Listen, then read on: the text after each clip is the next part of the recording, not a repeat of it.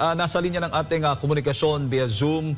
Isa pong, at kasamahan po natin dito ng Pinoy Legal Mind, yung host at abogado. Walang iba kundi si Attorney Mark Tolentino. Attorney, magandang umaga po at maraming salamat po sa inyong oras sa pagsama natin, ninyo sa amin dito sa ating special coverage dyan po sa KOJC Religious Compound kung saan nandun pa rin yung mga kapulisan. Attorney.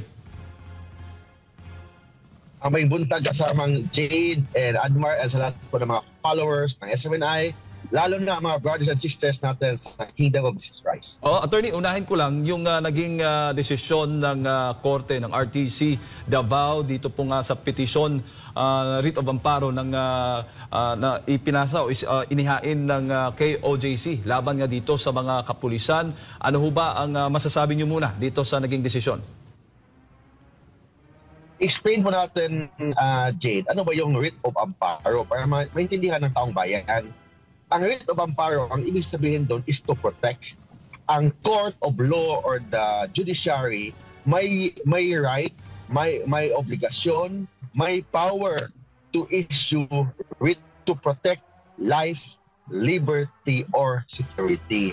Yun ang ibig sabihin doon. Ibig sabihin, in-acknowledge po ng ating korte na may violation or may threat to life, liberty, or security dyan po sa compound ng Kingdom of Jesus Christ. And lahat po na, lalo na yung school dyan, yung religious establishment dyan, at saka mga kabataan dyan, there is na-acknowledge po ng korte na may violation and may threat to life, liberty, and security.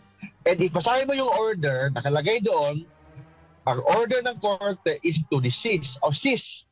Ibig sabihin, tigilan ang violation, tigilan ang tigilan ang threat to life, liberty, or security.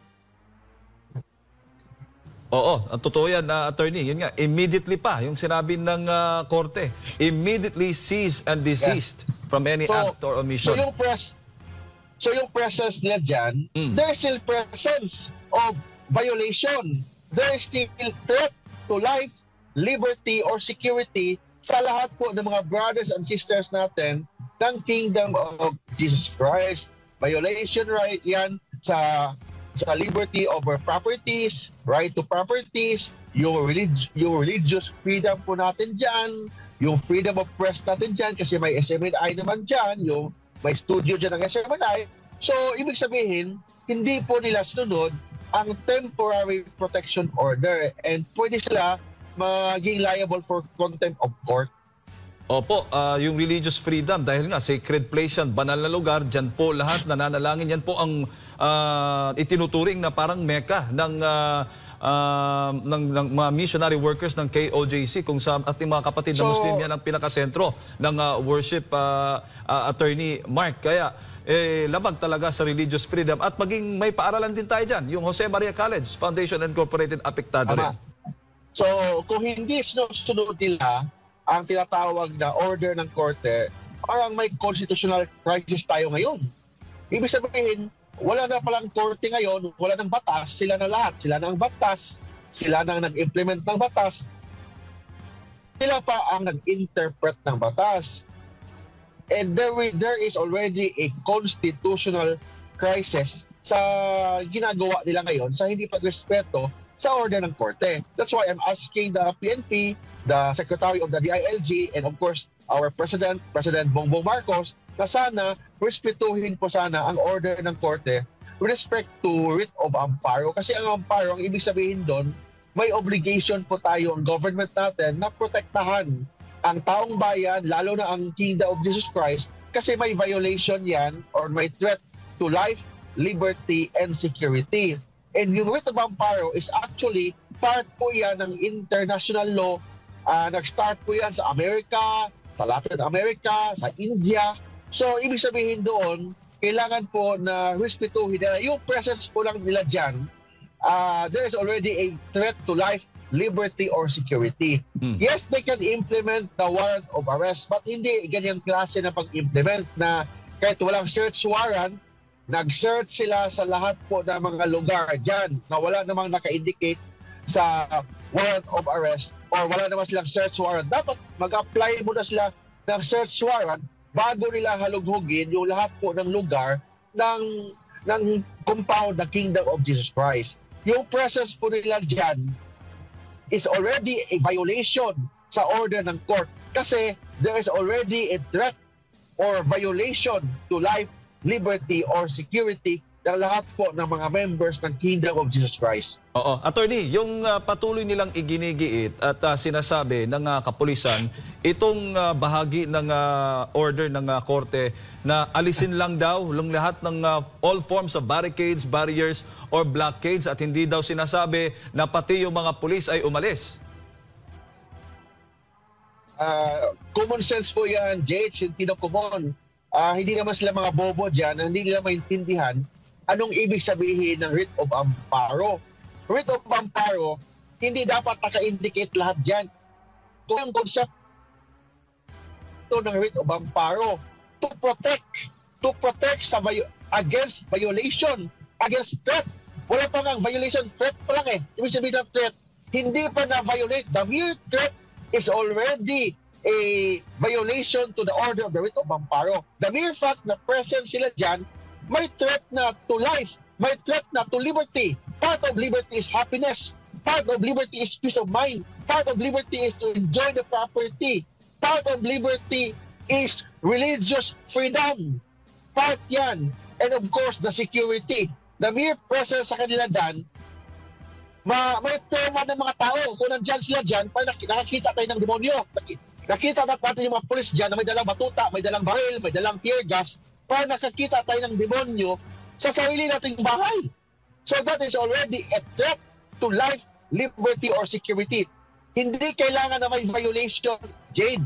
The mere fact that there is threat is already a violation to the principle of the writ of amparo. Kahit pa, sige, considering yung sinasabi ng kapulisan na yun lang daw nakasaad na tanggalin ang barikada ng mga anumang mga nakaharang sa loob at labas ng KOJC. Pero, para sa kaalaman ng ating mga kababayan, ang update ngayon, ang sitwasyon, ang kasalukuyang sitwasyon ngayon dyan, ang mismong katedral. It's a place of worship. Every hour, nagdarasal po kami dyan sa loob ng katedral na yan. Pinalibutan ng napakaraming pulis. Ang Jose Maria College, meron din po yung mga estudyante dyan. Ando doon pa rin yung mga pulis. At doon sa labas ng KOJC Religious Compound, may mga pulis na nakabarikada at nakaharang pa rin. Hindi makapasok, pati yung SMNI doon sa mga lugar na yan dahil pinagbabawalan nila, attorney. Ayan po. Kahit lang doon sa sinasabi nilang, lahat lang naman ng mga barikada ay tatanggalin. Yun lang naman ang utos ng korte at mga pulis. Sige, pero yan ba ang sinusunod ngayon? Hindi nila sinusunod yung pag-alis ng barikada, violation na. Hindi yata nalaman ito ni General Torre at yung DLG ang konsepto ng writ of amparo. Writ of amparo, mere threat is already a violation. Hindi kailangan na may panuntok, may pangbabaril, may sumisipa ng mga tao dyan, kahit mukha sinisipa. Hindi yan ang pinagbawal ng writ of amparo. Kung hindi, mere threat, natatakot lang ang tao dahil nakakita sila ng aswang ng mga pulis dyan, is already a violation sa writ of amparo. Oo, attorney, ang nakakalungkot nito, mga abogado pa naman yung mga nagsasalita. Ang expect po natin, matatalino po ang mga abogado. Iba po yung sinasabi pa na kailangan ng clarification. Nangangailangan sila ng clarification itong si Abalos at yung si Pardo. Kailangan pa ba iklaro pa ito? Hindi yata nila nabasa. Hindi na kailangan iklaro yan, Jade, kasi klaro-klaro na nandyan po sa rules of court. Nandyan po sa rules ng writ of amparo.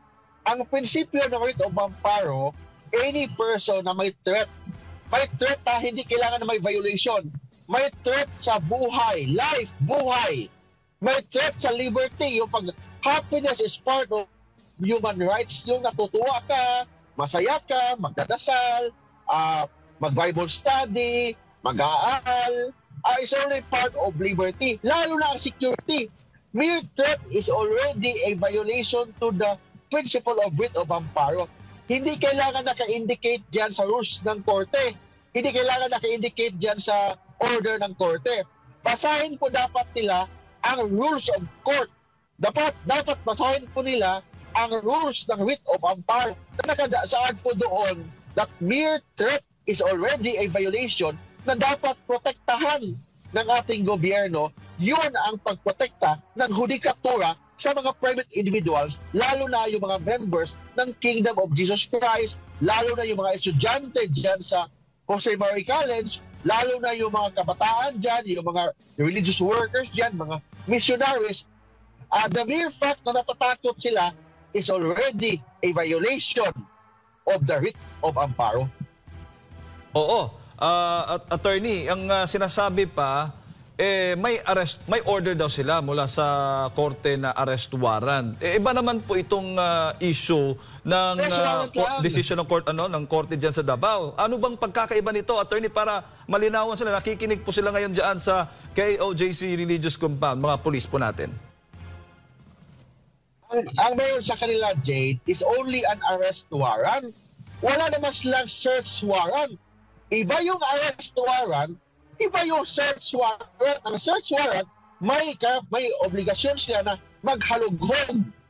Ang warrant of arrest, pwede nilang tanggalin ang mga barikada dyan o mga brake, mga pintuan kung may probable cause sila na nandun sa loob. Kung alam nila, based on their belief na nandun sa loob, hindi based on suspicion. Kung based on suspicion lang, yung ginagawa nila is already illegal. Ang tawag ko nga sa kanila, they are considered lawless elements sa pagpasok dyan sa Kingdom of Jesus Christ na wala naman silang order ng korte na mag-search. Ang order nila is just to arrest 5 tao. 5 tao, dapat may rights lang pumasok.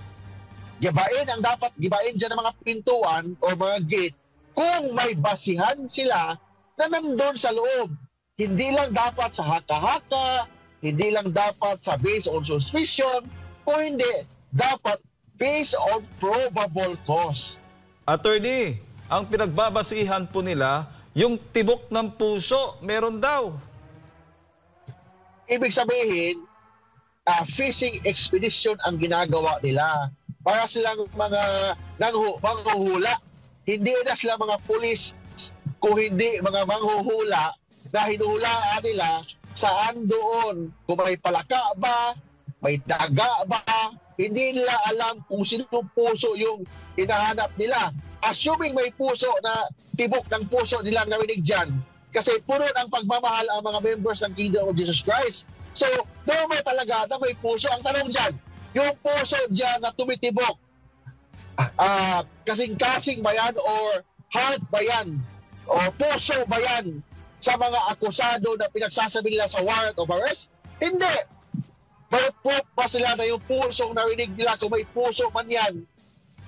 Kasama ba yan sa warrant of arrest? Hindi. Ibig sabihin, suspicion.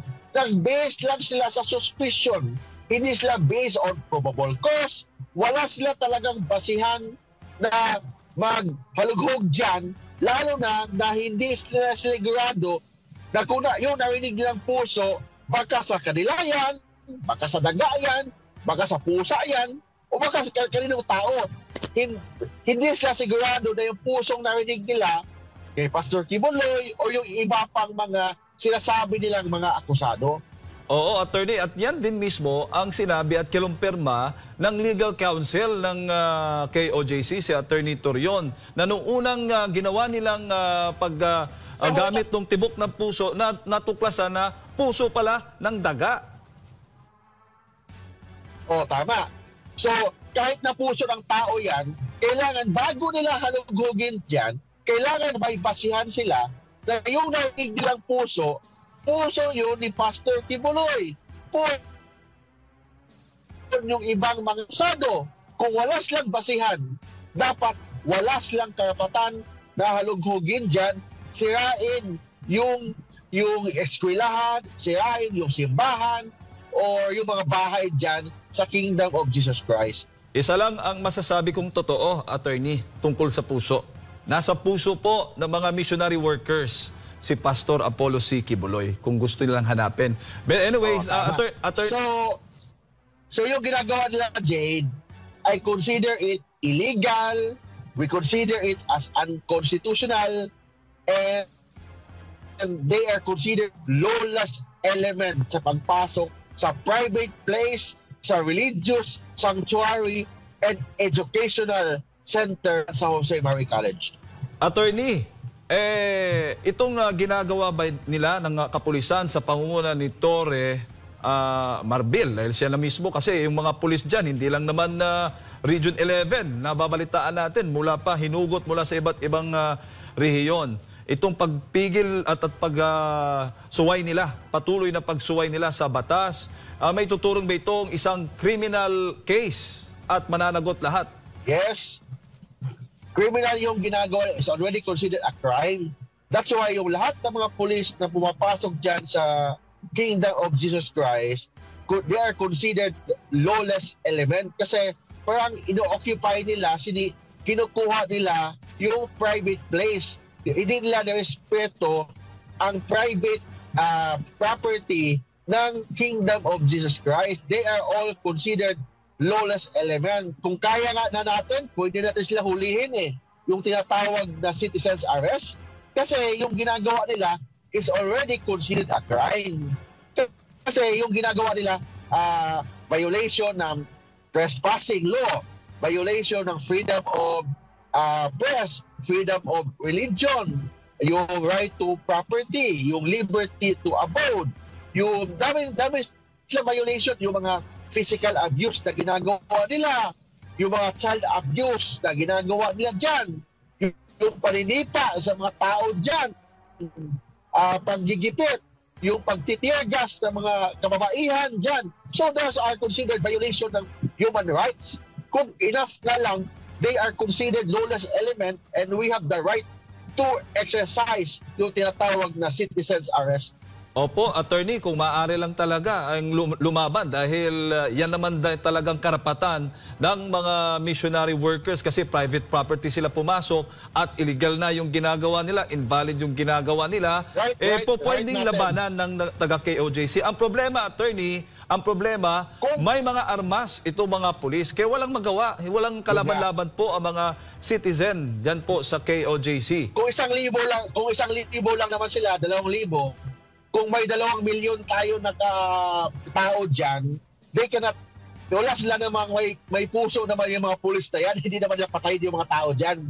Kung may marami na tayong tao dyan na makapasok, mga 1 milyon, 2 milyon, 3 milyong tao, maliit tayo isang 1,000 tao, we can exercise yung tinatawag na citizen's arrest kung kaya lang natin. But now, kasi may mga baril sila, of course, hindi natin pwede naman ipahamak yung security naman natin, lalo na ngayon na mere presence ka lang nila is threat already to security, threat already to life and liberty.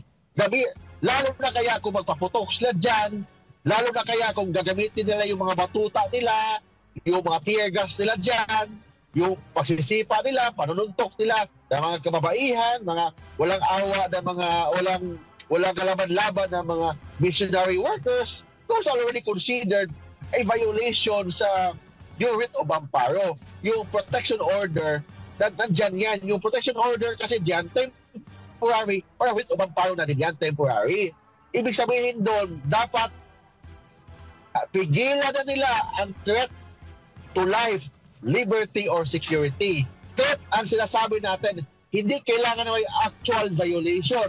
Mere threat to life, liberty, or security is already a violation sa principle of the writ of amparo. Oo, kasi ang concern lang naman talaga dito, itong mga missionary workers, mga inosente po, na hinaharas ng mga kapulisan na attorney. Oo, tama. Yung gayong siyang korte, hindi ang problema kasi itong mga pulis na to, kung may abogado ba silang mga advisor, or baka nagbulag-bulagan sila, or I don't know kung ano ba talaga nasa isip nila, klaro kasi ang order ng korte. Ang order ng korte at saka yung rules of court, lalo na ang principle of writ of amparo, very clear. Hindi na kailangan yan ng another interpretation. If the words are clear, there's no need of further interpretation. Very clear dyan. Bawal kayo dyan. Kasi pag nandyan kayo, there's already a threat to life, liberty, or security. So, ibig sabihin, kung nandun kayo, threat na kayo. Para kayo mga demonyo, nandyan sa paligid ng simbahan ng Kingdom of Jesus Christ, you are considered a threat. Kahit wala kayong gagawin. Mere presence of the armed police officers are considered threat. Mere presence. Kailangan manunod na makikita sumisipa ng mga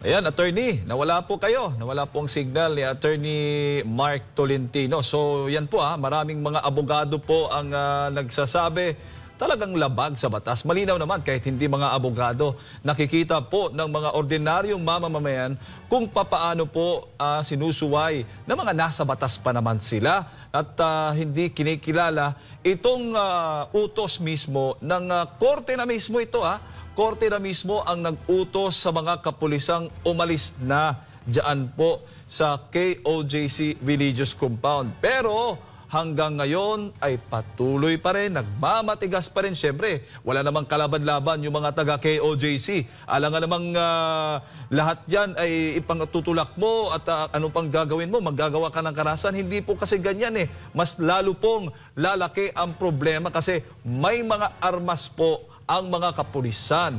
Totoo po, may mga armas po yan na posible nilang gamitin sa lahat ng mga lalaban at manlaban at talagang gustong papasok sa mga KOJC. Sila na po ang nagiging may-ari ngayon, nagiging martial law na ang KOJC Religious Compound. Attorney, si Partner Admar Vilando, may mga karagdagang katanungan po sa inyo.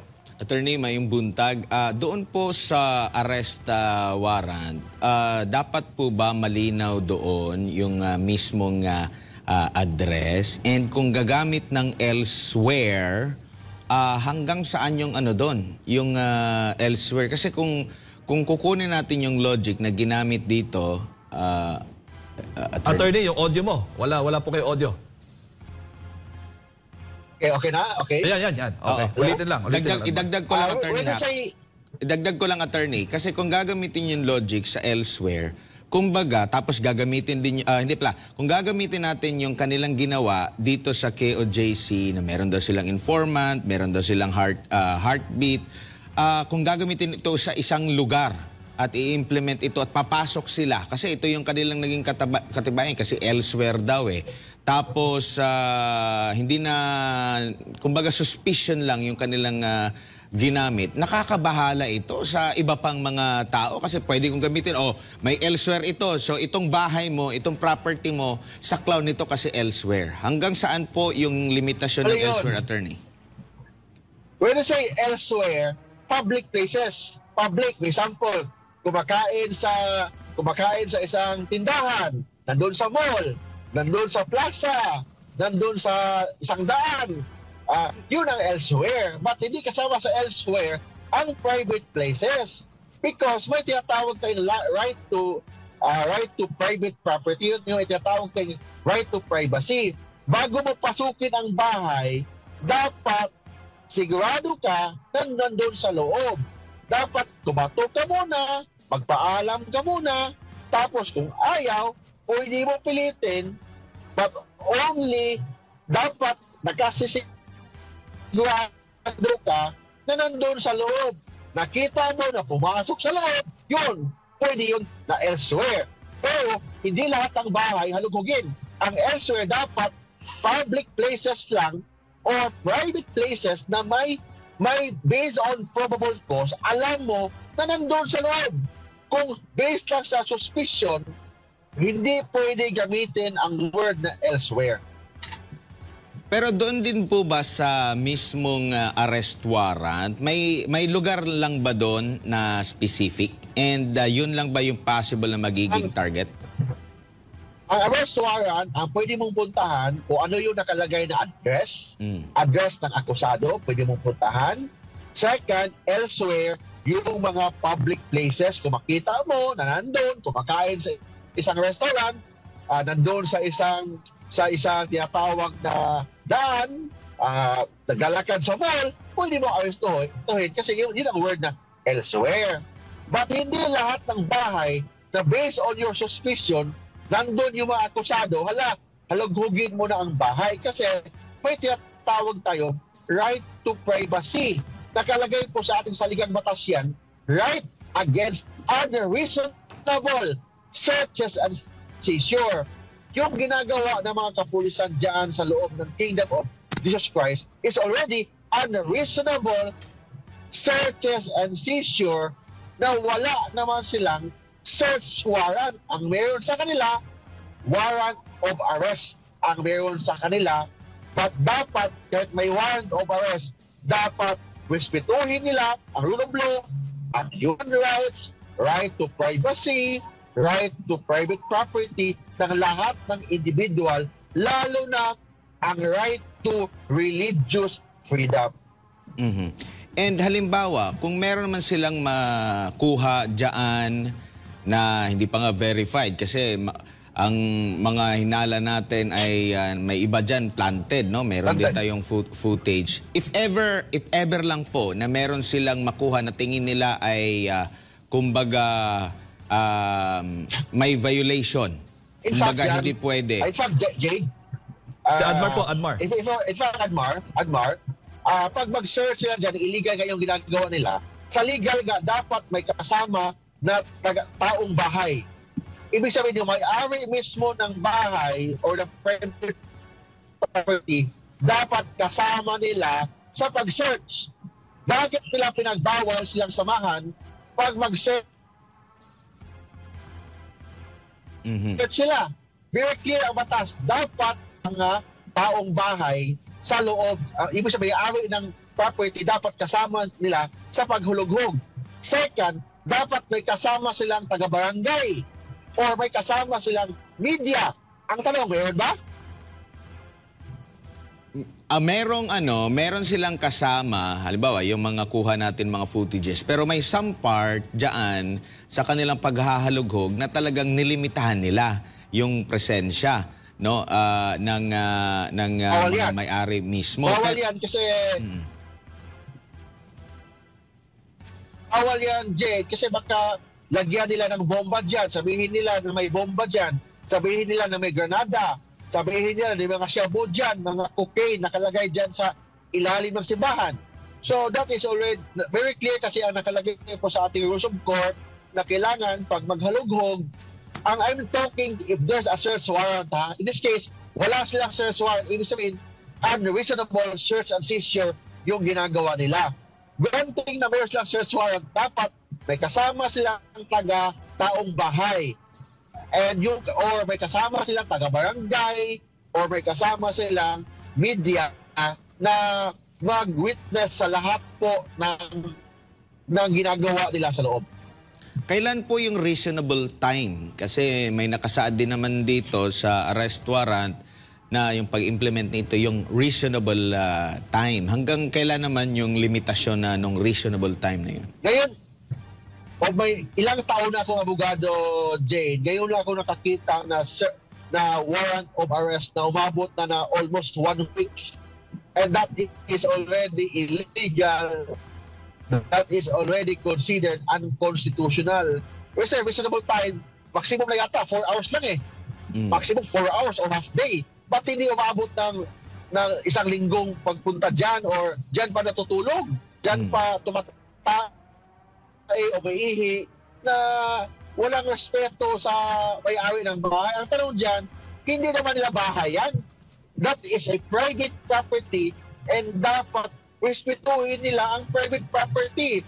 Nakalagay ka sa ating saligang batas, no private property shall be taken for public, shall be taken except for public use. Yun na lang eh. And payment of just compensation. Nakalagay ka sa ating saligang batas yan na respetuhin ang private property. In this case, hindi nila nirespeto ang private property. Worse, hindi nila nirespeto na bahay po yan ng Diyos. That is a religious sanctuary na dapat nilang respetuhin. And yung ginagawa nila is very clear. Violation po yan ng rules on criminal procedure, and another violation yan ng principle of writ of amparo. Kasi ang writ of amparo, repeat yun, Jane, Admar, writ of amparo, the word amparo is amparar. You see, amparar is to protect. Ang ating korte may right, may power to protect citizens. How to protect? Protect against threat. Hindi kailangan ng violation sa life, liberty, or property.